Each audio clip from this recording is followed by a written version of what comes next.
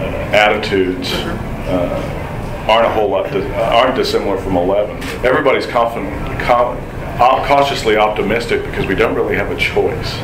I mean, we couldn't be in this business if we weren't optimistic.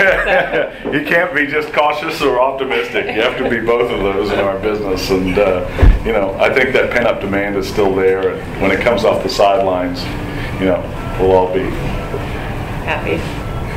Almost as happy as him. I think it's interesting that the impulsiveness is gone because it's the same way in our work. Probably average project is 4-year track. A lot of people don't realize that. I don't know what it is with you, Bob.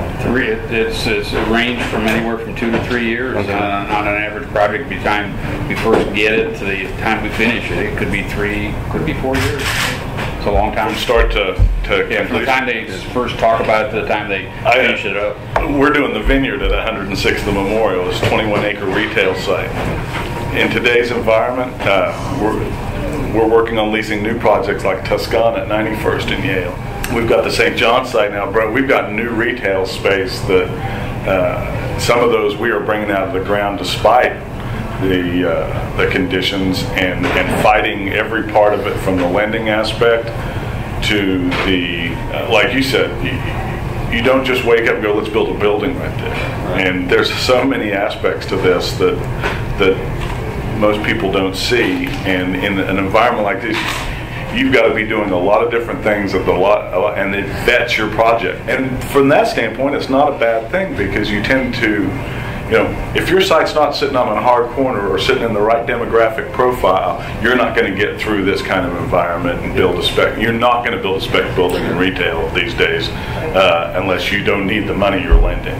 Bigger projects, they're just, you can't get into the 20 million without it being 100% leased, and you're not going anywhere around here.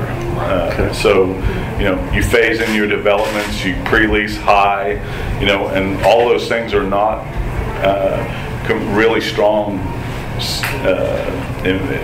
environments right now. I mean, I'm not beating people off with a stick, and we're in a great demographic with Lifetime Fitness building 116,000 feet behind you, Walmart on one side, Target another, and it's still, you can't drive $28 rents, $30 rents. It's not smart of you to even build a performer based on some of the rents we were seeing in 2008. Dave, what do you, from the industrial standpoint, do you see any new construction? I mean, there's going to be pockets. I mean, as you know, no one's going to do a project that's going to be, under 10,000 square feet. You just can't build it for the economies of scale. I mean, you can do some pre-engineered metal buildings here and there, little pockets of that for individual owners and such. But what we've understood over the years, and we're on the construction side, or have been until the last several years, but we just haven't been able to build a building under 10,000 square feet at a reasonable price per square foot, and have a whole lot of takers for it. If we could build 5,000 to 7,000, 5,000 to 10,000 square foot buildings and be able to market it for $60 to $70 a foot, we could probably sell those all day long because there's a market for that, but you just can't do it for anything less than that.